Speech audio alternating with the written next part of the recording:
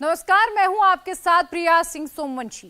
24 का battle ground कहां है? 24 के चुनाव में घमासान कहां होगा? उत्तर में मामला एक तरफा नजर आ रहा है, पश्चिम में भी एक ही लहर है, पूरब में हालात तेजी से बदल रहे हैं। ऐसे में बचा दक्षिण, तो नरेंद्र मोदी का फोकस सबसे अधिक वहीं है। राहुल गांधी ने इंडी में बच गए नेताओं को मुंबई बुलाया, तो वहां भी पूरा इंडिया अलायंस जमा नहीं हो पाया। अब अखिलेश यादव मुंबई तो पहुंचे नहीं, लालू यादव ने तेजस्वी को भेजा, केजरीवाल ने सौरभ भारद्वाज को भेजकर काम चला लिया। एनडीए और इंडिया अलायंस की तैयारियों को दूर से देख लें तो भी ये समझ आ जाता है कि मोदी तीसरी बार प्रधानमंत्री कैसे बन रहे हैं। पूरे डिटेल में समझना है तो ये रिपोर्ट देख लीजिए।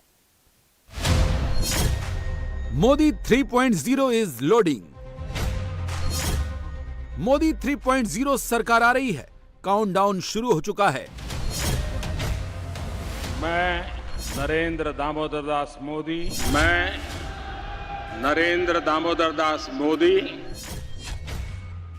आज से ठीक 79 दिन बाद नरेंद्र मोदी का तीसरी बार प्रधानमंत्री बनना कंफर्म हो जाएगा।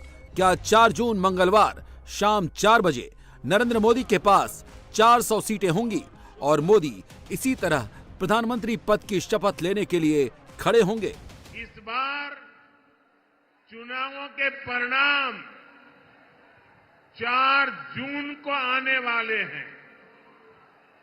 अब पूरा देश कह रहा है 4 जून को 400 पार।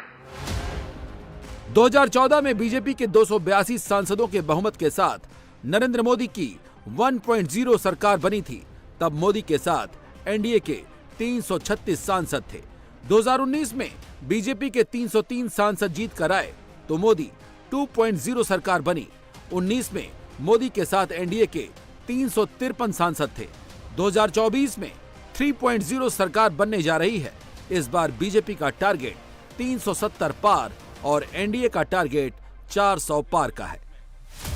नरेंद्र मोदी ने 2024 का नारा रेडी कर लिया है। अब की बार 400 पार और फिर एक बार मोदी सरकार। अपने मोबाइल फोन का फ्लैश लाइट चालू कीजिए। सब लोग अपने मोबाइल का फ्लैश लाइट चालू करें। जिसके पास भी मोबाइल है, फ्लैश लाइट चालू करके आज से लोकतंत्र के उत्सव का स्वागत करें। ये विशाल जनसागर दिल्ली को भी संदेश देगा और आंध्र के घर घर में भी संदेश देगा। इलेक्शन डेट अनाउंस होने के अगले दिन नरेंद्र मोदी ने मिशन 400 प्लस की शुरुआत कहां से की? मोदी ने आंध्र प्रदेश और केरल को चुना। आंध्र प्रदेश में बीजेपी का स्कोर 0 है। केरल में भी बीजेपी अभी 0 पर है। मोदी जहां शून्य है वहां से शिखर तक की दौड़ शुरू की है। मोदी को पक्का यकीन है कि 24 के रेस में उनकी दौड़ सक्सेसफुल होगी और एनडीए 400 से अधिक सीटों के साथ सत्ता में वापसी करेगी। 24 की इस रिले रेस में आंध्र प्रदेश भी एनडीए की टैली बढ़ाएगा। केरल से भी मोदी की सीटें बढ़ेंगी। प्री इलेक्शन ओपिनियन पोल के मुताबिक आंध्र प्रदेश से एनडीए की टैली में कम से कम 10 सीटें जुड़ेंगी। ये अभी शुरुआती अनुमान है। जैसे जैसे चुनाव की गर्मी बढ़ेगी और मोदी के चुनावी दौरे होंगे, आंध्र प्रदेश में एनडीए की सीटों में और इजाफा होगा। गॉड्स ऑन कंट्री कहे जाने वाले केरल में पहली बार कमल खिलने जा रहा है। प्री इलेक्शन ओपिनियन पोल के मुताबिक केरल की कम से कम 3 सीटों पर बीजेपी कैंडिडेट की जीत होने जा रही है। ये सीटें हैं तिरुवनंतपुरम, पथानमथिट्टा और अटिंगल।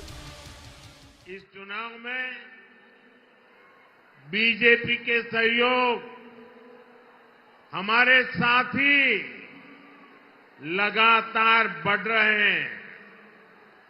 एनडीए की ताकत बढ़ रही है। चंद्रबाबू नायडू और पवन कल्याण दोनों लंबे समय से आप लोगों के हक के लिए, आंध्र के विकास के लिए दिन रात आपके लिए काम करते रहे हैं। आंध्र प्रदेश में मोदी के मंच पर चंद्रबाबू नायडू आए। जनसेना के पवन कल्याण भी मोदी के साथ सार्वजनिक मंच पर दिखे।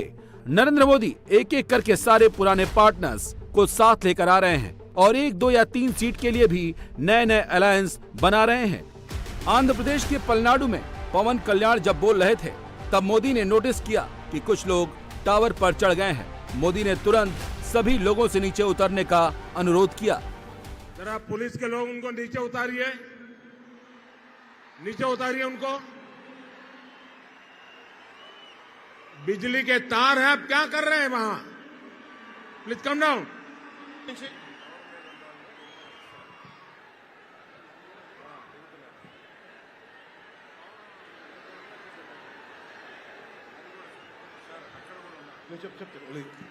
आपकी जिंदगी हमारे लिए बहुत कीमती है। प्लीज नीचे आइए आप। मीडिया वालों ने आपकी फोटो ले ली है, आप नीचे आइए।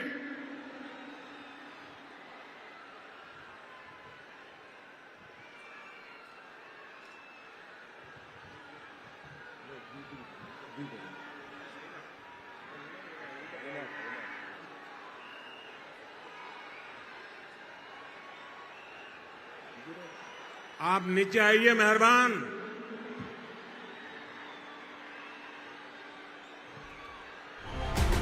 आंध्र प्रदेश में बीजेपी कितनी सीट जीत पाएगी? सबसे ज्यादा महत्वपूर्ण यह है कि मोदी आंध्र के लोगों के साथ एक डायरेक्ट कनेक्ट बना रहे हैं। मोदी ऑर्थोडॉक्स स्टाइल वाले पॉलिटिशियन नहीं हैं। मोदी की जगह कोई और प्रधानमंत्री होता तो तीसरे टर्म के लिए उत्तर, पश्चिम और पूर्वी भारत में ही ज्यादा मेहनत करता। मोदी की पार्टी जिन राज्यों में मजबूत है वहीं से सरकार बनाने का बहुमत मिल जाता है। यूपी में योगी आदित्यनाथ 80 सीटों की गारंटी दे रहे हैं। एमपी में बीजेपी का दावा इस बार छिंदवाड़ा भी जीत लेने का है। राजस्थान में 2019 में भी 100% स्ट्राइक रेट वाला स्टेट था। 24 में भी यहां मोदी 25 की 25 सीटें जीत सकते हैं। गुजरात में मोदी 26 की 26 सीटें जीतेंगे, इसमें किसी को संदेह ही नहीं है। यूपी का 80+, एमपी का 29+, राजस्थान का 25+, गुजरात का 26, इन 4 राज्यों से ही 160 सीटें आती हैं। इसमें हरियाणा की 10 जोड़िए, दिल्ली की 7 सीटें जोड़िए, उत्तराखंड की 5 सीटें, हिमाचल प्रदेश की 4 सीटें जोड़िए, छत्तीसगढ़ की 11 और गोवा की 2 सीटें जोड़िए। इसको जोड़ने से लोकसभा की 199 सीटें होती हैं। ये वो राज्य हैं जहां बीजेपी को कोई चैलेंज ही नहीं दिख रहा है और बीजेपी कहीं भी किसी अलायंस की बैसाखी पर टिकी हुई नहीं है। ये 29 सीटें जो हैं, हमारा ये दूसरा सर्वे इंडिया टीवी सीएनएक्स का क्या कह रहा है आपके सामने आ चुका है। अब ऊपर स्कोर बढ़ता जा रहा है बीजेपी का, कांग्रेस का नंबर नहीं घूम रहा और नहीं घूम पाया। और छिंदवाड़ा भी देखिए, छिंदवाड़ा भी बिल्कुल जो सस्पेंस था वो खत्म हो रहा है कि छिंदवाड़ा की सीट जो कह रहे थे कि नकुलनाथ अगर आते भी हैं तो फाइट देंगे, लेकिन विजय जी ने जो बयान दिया है लग रहा है कि कुछ कुछ उसी ओर जाता हुआ नजर आ रहा है। और गुना की सीट अगर हम देखें तो वहां पर भी दिलचस्प है, तो मतलब 29-0 है तो कुछ लगातार दूसरे ओपिनियन पोल में, लगातार इंडिया टीवी के दूसरे ओपिनियन पोल में, मार्च महीने के अंदर अंदर दूसरे ओपिनियन पोल में बीजेपी अपनी कांस्टेंट लीड को बरकरार रखे हुए है। 29 की 29 सीटों पर बढ़त बीजेपी की बनी हुई है। कहीं से कोई टक्कर कांग्रेस पार्टी कोई अपसेट नहीं कर पा रही किसी सीट पर। बिहार, बंगाल, झारखंड और महाराष्ट्र, इन 4 राज्यों से लोकसभा की 144 सीटें आती हैं। बिहार और महाराष्ट्र में बीजेपी ने बहुत ही कॉम्प्लेक्स डिजाइन वाला अलायंस किया है। बीजेपी यहां अकेले लड़ती तो भी यहां की कम से कम आधी सीटें जीतकर 272 का जादुई नंबर हासिल कर लेती। मोदी ने यहां अलायंस किया है ताकि एनडीए के नंबर को 400 के पार पहुंचाया जाए और विपक्ष के हौसलों को उनके घर में ही तोड़ दिया जाए। बिहार में बीजेपी अकेले लड़े तो भी 40 में से कम 22 सीटें जीत सकती है। बिहार में एनडीए अलायंस 35 से 39 तक जा सकता है। इसी तरह महाराष्ट्र में बीजेपी अकेले लड़े तो भी 25 सीटें जीत सकती है। शिंदे की शिवसेना और अजीत पवार की एनसीपी के साथ बीजेपी की महायुति को 38 सीटें मिल सकती हैं। लग रहा था कि महाराष्ट्र में शायद एनडीए को पिछले बार के मुकाबले बहुत नुकसान होगा, अब तो लगभग उसके नजदीक पहुंचती जा रही है उस 31 के आंकड़े के जो 19 में मिला था। और एक ऐसा ना हो कि महाराष्ट्र एक लॉस्ट अपॉर्चुनिटी के तौर पर इंडिया अलायंस के लिए अंत में हमको देखने को मिले, क्योंकि यहां पर बहुत अच्छा करने की गुंजाइश थी इंडिया गठबंधन के पास, बल्कि है। अभी तो हम चुनाव के पहले ही खड़े हुए हैं, तो ये देखिए, ये पूरे महाराष्ट्र की टैली अब आपके सामने है। एनडीए 38 और इंडिया गठबंधन 8। पिनास बिल्कुल, और यहां पर देखिए कि किस तरह से सिर्फ शिरडी, शिरूर, सतारा, माढ़ा, रत्नागिरी, सिंधुदुर्ग और मुंबई दक्षिण, अभी जो हमने सीटें खोली हैं उनमें सिर्फ यही सीटें जो हैं वो इंडी गठबंधन के खाते में जाती हुई दिख रही हैं। उत्तर, पश्चिम और पूर्वी भारत में सीटों का पूरा गुणागणित, एक एक सीट का जोड़ घटाव मोदी को मालूम है, और फिर भी वो नई नई ज्योग्राफी और नए नए डेमोग्राफी तक बीजेपी को ले जा रहे हैं, क्योंकि मोदी को मालूम है कि दक्षिण को जीते बिना 400 सीटों का टारगेट पूरा नहीं होगा। अगले 5 साल आंध्र प्रदेश के तेज विकास के लिए बहुत जरूरी है। अगले 5 साल विकसित आंध्र की नींव मजबूत करने वाले होंगे। अगले 5 साल आंध्र प्रदेश में गरीब कल्याण की योजनाओं के विस्तार के होंगे। अगले 5 साल आंध्र के युवाओं, यहां की महिलाओं को नए अवसर देने वाले होंगे। अगले 5 साल आंध्र प्रदेश में इंफ्रास्ट्रक्चर डेवलपमेंट को नई ऊंचाई पर ले जाने वाले होंगे।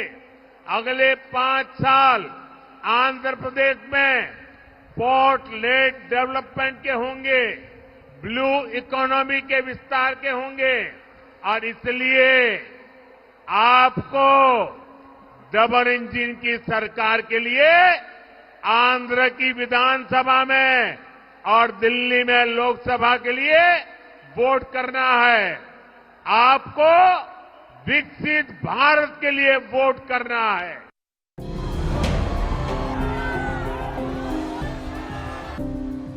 कोई भी चुनाव सियासी शह और मात का फाइनल गेम होता है। इसकी तैयारी बहुत पहले से शुरू हो जाती है। मोदी के विरोधी चुनावी बिसात बिछ जाने के बाद अंगड़ाई ले रहे हैं। राहुल गांधी ने मुंबई में शक्ति प्रदर्शन करने का प्रयास किया, लेकिन सत्ता की रेस में पीछे छूट चुके थके हारे कुछ नेताओं को छोड़कर राहुल किसी को अपने साथ जोड़ नहीं पाए। ये 400 पार क्यों करना चाहते हैं? आप मेरी बात सुनिए, क्योंकि ये संविधान को बदलना चाहते हैं। आपके हाथ में से आपका वोट छीनना चाहते हैं, ताकि जिस वक्त आप लोग जाग जाओ, आप इनको बाहर करना चाहो, आपके वोट में वो ताकत नहीं रहेगी। हम ऐसे हो जाएंगे जैसे चीन में वो किसी को भी वोट डालते हैं, चुना एक आदमी जाता है, एक जमात चुनी जाती है। कांग्रेस 2024 में 2004 रिपीट करने का ख्वाब देख रही है। इतिहास ने कांग्रेस को वापसी का एक मौका दे दिया था। मोदी ये एश्योर कर रहे हैं कि कांग्रेस को दूसरा मौका न मिल पाए। 24 का ये चुनाव नरेंद्र मोदी का चुनाव है। मोदी ही लीडर हैं, मोदी ही मास हैं, मोदी ही फेस हैं, मोदी ही स्टार कैंपेनर हैं, मोदी ही टिकट डिस्ट्रीब्यूटर हैं। ऑर्डर मोदी का, डिलीवरी मोदी की, सेलेक्ट मोदी का, पब्लिक से कनेक्ट मोदी का। 2024 का ये चुनाव पॉलिटिकल कैरेक्टर का भी चुनाव है। मोदी के सामने विपक्ष के जो भी नेता हैं, उनका कद बहुत ही छोटा है। राहुल गांधी हद से हद 40 से 50 सांसदों वाली पार्टी के नेता दिख रहे हैं। अखिलेश यादव बहुत अच्छा करेंगे तो भी 5 सीट के आगे नहीं निकल पाएंगे। उद्धव ठाकरे सिंगल डिजिट वाली पार्टी के नेता हैं। शरद पवार का पॉलिटिकल पावर उद्धव से भी कम बचा है। तेजस्वी यादव अपनी लोकसभा में 0 सांसद वाली पार्टी के नेता हैं। 24 में वो भी सिंगल डिजिट में ही रहेंगे। राहुल गांधी के अलावा इंडिया अलायंस में एक स्टालिन ही है जो डबल डिजिट में सीटें जीतने की हैसियत रखते हैं। डरने वाले लोग नहीं है यहाँ, हम लोग लड़ने वाले हैं। अपने लिए नहीं, आपके लिए लड़ने आए हैं, आपकी लड़ाई लड़नी है।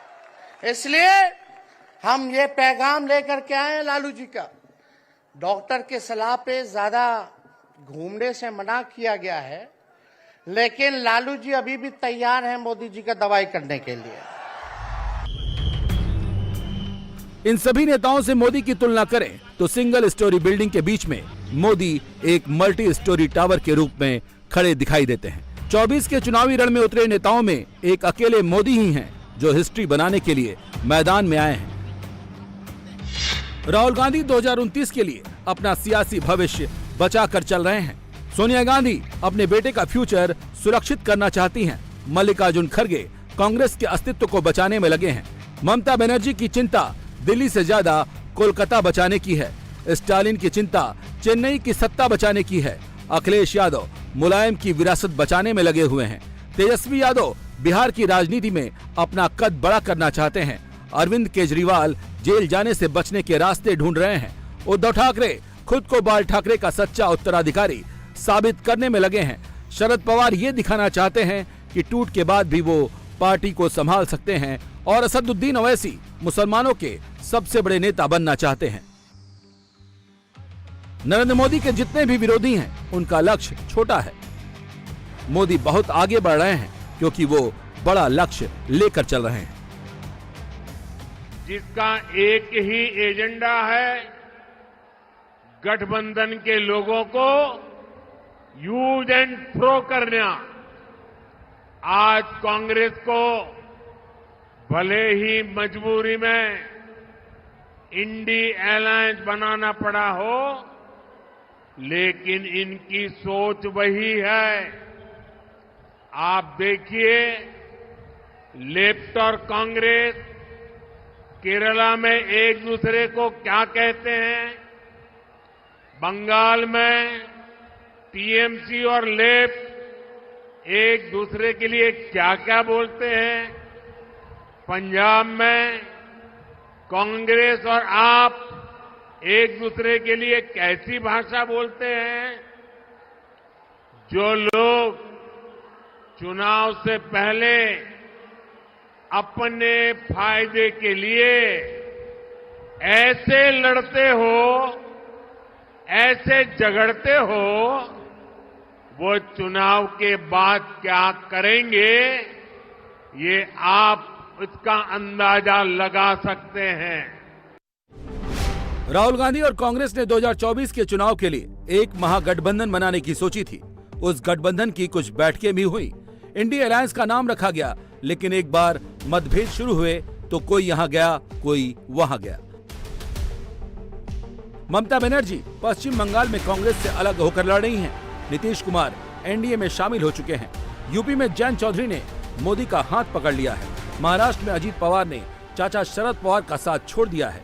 अरविंद केजरीवाल ने दिल्ली में राहुल गांधी से अलायंस किया है, लेकिन पंजाब में अकेले लड़ना तय किया है।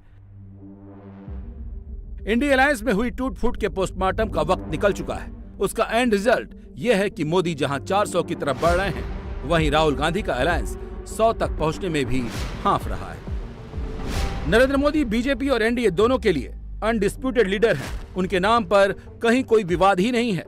सबको मालूम है कि बीजेपी जीतेगी तो मोदी ही प्रधानमंत्री बनेंगे। मोदी के विरोधी आज तक जनता को ये भरोसा नहीं दिला पाए कि उनकी ओर से पीएम पद का कैंडिडेट है कौन।